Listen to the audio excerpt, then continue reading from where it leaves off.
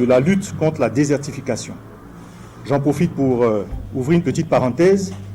Il y a 3 COP, 3 conventions des Nations Unies, l'une sur le climat, l'une sur la biodiversité et l'autre sur la désertification. Je le précise parce que lorsque l'on dit COP 15, il faut préciser désertification. Sinon, vous avez la COP 15 biodiversité et vous avez la COP 27 climat qui s'est tenue récemment en Égypte. Il n'a donc pu se joindre parmi nous aujourd'hui, il s'en excuse. Aussi me charge-t-il humblement de partager avec vous ces quelques orientations sur le thème central, à savoir réinventer un modèle économique et social autour des déchets en Afrique, avec un focus sur le lien entre la gestion des déchets et la restauration des terres. J'en remercie d'ailleurs les organisateurs de ProÉcolo pour ce bel exemple d'engagement pour notre planète. Seuils interconnectés que sont le changement climatique, l'acidification des océans, la couche d'ozone, la dégradation des forêts, la pollution agrochimique, la surconsommation d'eau douce, la pollution atmosphérique, les déchets toxiques et la perte de biodiversité indiquent combien nous sommes proches d'un changement environnemental majeur. En dépassant ces limites, nous mettons gravement en péril la stabilité du monde naturel. Nous mettons en péril l'existence même de nos enfants, ceux-là même qui devront au mieux s'adapter, au pire subir la colère des éléments que nous aurons échoué à ménager.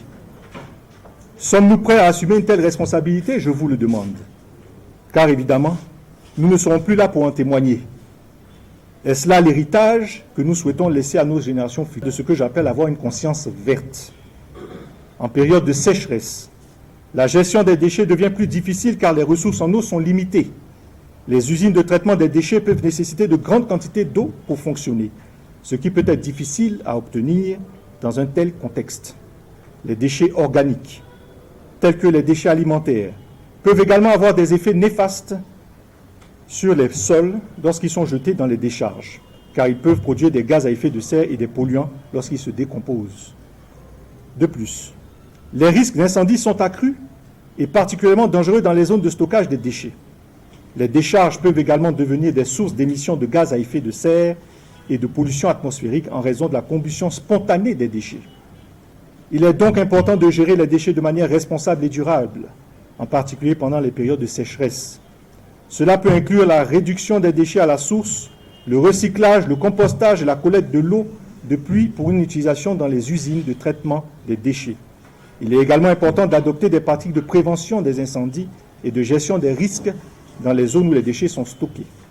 Chers participants, le nouveau modèle économique que je prône repose sur une économie circulaire, elle-même basée sur une responsabilité collective éco-citoyenne qui se traduit par un dynamisme écologique. Au lieu de produire des biens jetables, nous devions concevoir des produits durables et recyclables en utilisant des matériaux renouvelables et des méthodes de production respectueuses de l'environnement. Nous devions également encourager la réutilisation des produits et leur réparation plutôt que leur remplacement.